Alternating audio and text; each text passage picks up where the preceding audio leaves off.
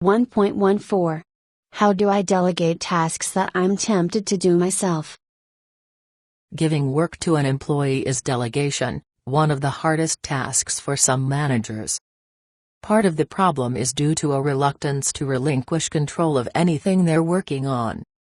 Many managers operate on the basic assumption that someone else either can't do the work or at least can't do it as well as they can.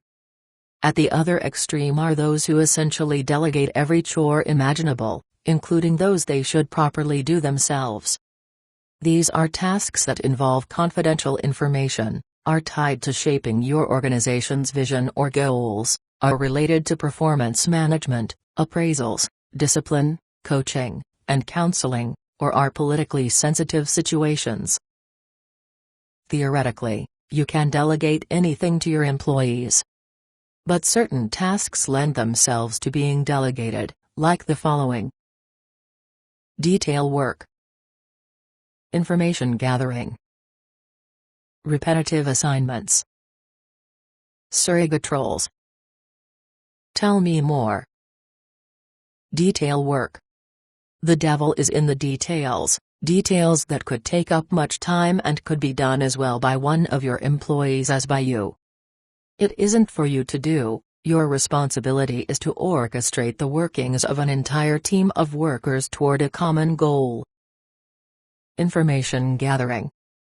Browsing the web for information about your competitors, spending hours poring over issues of newspapers, business magazines, and newsletters, or moving into your local library stacks for weeks on end is not an effective use of your time as a manager.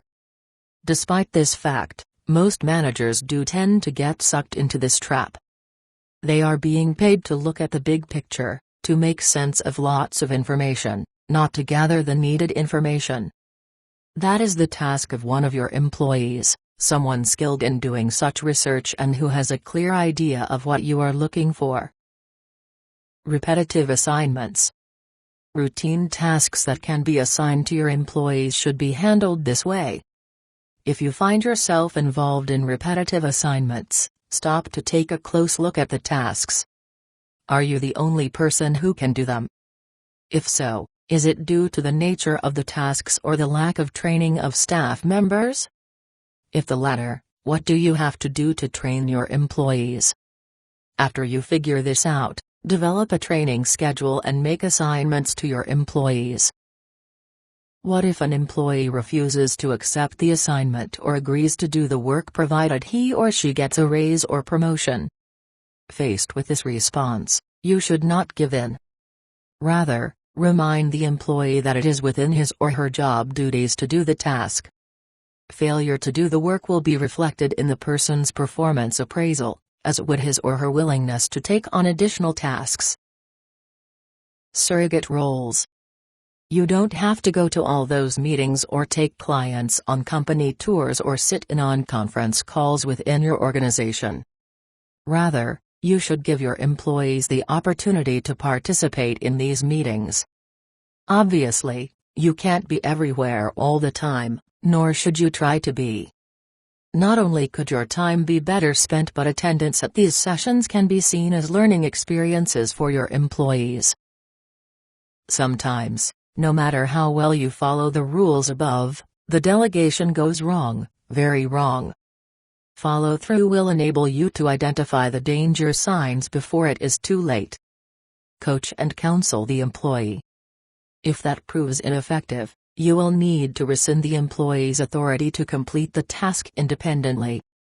The individual still will do the task, but under your close guidance and authority.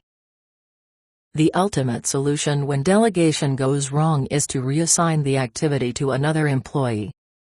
If your employee cannot do the task, then it must be given to someone who is more suitable to perform the work successfully. The bigger problem, the employee's failure to do the work, becomes the subject of counseling and future performance management.